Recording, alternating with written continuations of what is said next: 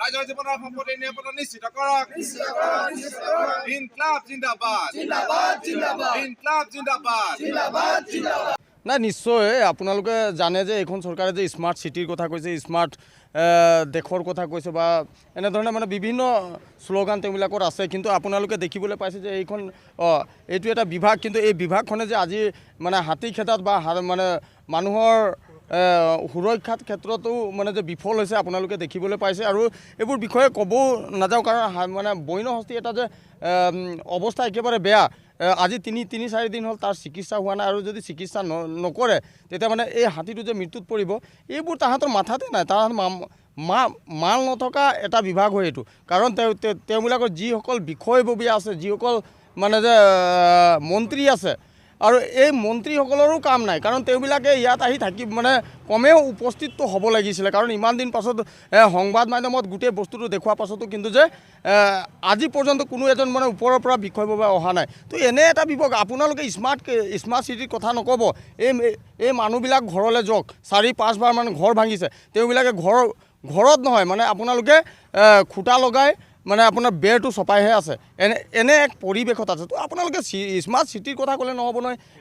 প্ৰথমত মানুহবিলাকৰ ঘৰ, মানুহবিলাকৰ আচাৰ ব্যৱহাৰ তেওঁবিলাকে স্মাৰ্ট হ'ব লাগিব, তেতিয়া চিটিখন স্মাৰ্ট হ'ব। আপোনালোকে নিশ্চয় জানে ইহঁতে গাড়ী যেতিয়া আপোনাৰ চাচি গাড়ী আহিব ক'ৰবাৰ পৰা বা বালি গাড়ী আহিব, তাৰপাছত আপোনাৰ কোনোবা লক লৈ আহিব, এইবোৰত সিহঁতে এক্সপাৰ্ট। আপোনালোকে ফোন কৰক না, লগে লগে গৈ পাই যাব। এইটো আগত ৰ'ব, ইয়াত নৰয়, আগত ৰ'ব, য'ত মানে মানুহ নাথাকে তেনেকুৱা এটা জেগাত ৰ'ব তাহাঁতি।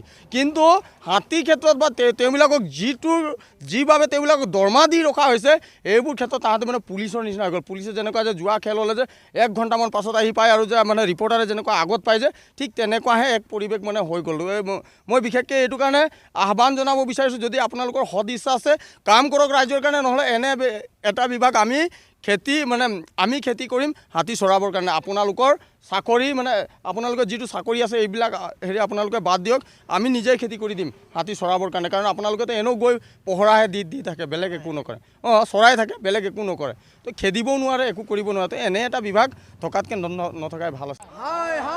জনসাধাৰণৰ জীৱন আৰু সম্পত্তিৰ নিৰাপত্তা নিশ্চিত কৰাৰ দায়িত্ব এখন গণতান্ত্ৰিকভাৱে নিৰ্বাচিত চৰকাৰৰ। এটা শান্তিৰ পৰিৱেশত যাতে জনসাধাৰণে জীৱন নিৰ্বাহ কৰিব পাৰে, সেই পৰিৱেশ ৰচনা কৰাৰ দায়িত্ব চৰকাৰৰ। কিন্তু আমি দেখিছোঁ যে চৰকাৰখনৰ অধীনস্থ বন বিভাগটোৱে এইখিনি কৰাত সম্পূৰ্ণৰূপে ব্যৰ্থ হৈছে। আজি বছৰৰ পিছত বছৰ ধৰি বন্য হস্তীয়ে যি উপদ্ৰৱ চলাই আহিছে, এই উপদ্ৰৱ ৰোধ কৰিবৰ কাৰণে কোনো ধৰণৰ বাস্তৱসন্মত পদক্ষেপ গ্ৰহণ কৰাত কিন্তু বন বিভাগটো ব্যৰ্থ হৈ পৰিছে। যাৰ ফলস্বৰূপে এই খেতিৰ পথাৰৰ দিনত মানুহে পথাৰৰ সোণালী ধান হাতীয়ে ক্ষতিগ্ৰস্ত কৰি তুলিছে, আৰু মানুহে কাম কাজ এৰি পেলাই আজি ইয়াত প্ৰতিবাদ সাব্যস্ত কৰিবলগীয়া হৈছে। আজি আমি অসম জাতীয়তাবাদী যুৱ ছাত্ৰ পৰিষদ বা অন্যান্য দল সংগঠনসমূহে ৰাইজৰ সহযোগিতাত আজি আমি প্ৰতিবাদ সাব্যস্ত কৰিবলগীয়া হৈছে।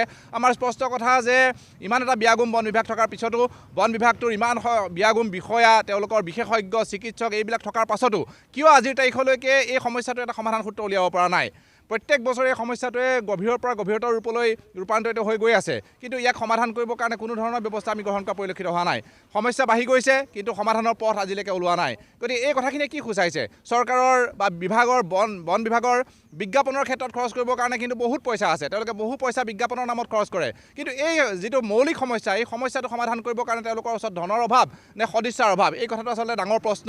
আৰু আমাৰ এটা ডাঙৰ প্ৰশ্ন আজিৰ তাৰিখত উত্থাপন হৈছে যে চৰকাৰখনে বা বন বিভাগটোৱে অসমৰ মানুহক কৃষিভূমিৰ পৰা আঁতৰাই পেলাই আমাৰ যিটো জাতীয় অৰ্থনীতি, কৃষি অৰ্থনীতি, সেই কৃষি অৰ্থনীতিক মষিমূৰ কৰিবৰ কাৰণে এটা সুপৰিকল্পিত পৰিকল্পনা কৰিছে নেকি? সি আচলতে আজি অসমীয়া মানুহৰ মাজত এটা ডাঙৰ প্ৰশ্ন হৈ থিয় দিছে। গতিকে আমি চৰকাৰৰ প্ৰতি আহ্বান জনাইছোঁ, যদি প্ৰকৃততে চৰকাৰৰ জনসাধাৰণৰ প্ৰতি তেওঁলোকৰ দায়বদ্ধতা আছে, জনসাধাৰণৰ প্ৰতি তেওঁলোকৰ দায়িত্ব আছে, তেওঁলোকে এই সমস্যাটোৰ সমাধান কৰি মানুহক এটা সুস্থ পৰিৱেশত জীয়াই থকাৰ লগতে আমাৰ যিটো কৃষিভূমি, সেই কৃষিভূমিসমূহত মুক্তভাৱে কৃষি কৰাৰ এটা পৰিৱেশ ৰচনা কৰি দিয়ক। আৰু ইতিমধ্যে যিসকল ব্যক্তি এই গোটেই প্ৰক্ৰিয়াটোৰ দ্বাৰা বন্য হস্তীৰ দ্বাৰা ক্ষতিগ্ৰস্ত হৈছে, সেইসকলক আচলতে প্ৰকৃততে ক্ষতিপূৰণ আদায় দিয়া হৈছে নাই, সেই এটা ডাঙৰ প্ৰশ্ন। গতিকে সেই সকলো ব্যক্তিকে উপযুক্ত ক্ষতিপূৰণ আদায় দিয়াৰ ব্যৱস্থা কৰিবলৈ আমি আজি এই প্ৰতিবাদস্থলীৰ পৰা দাবী উত্থাপন কৰিছোঁ।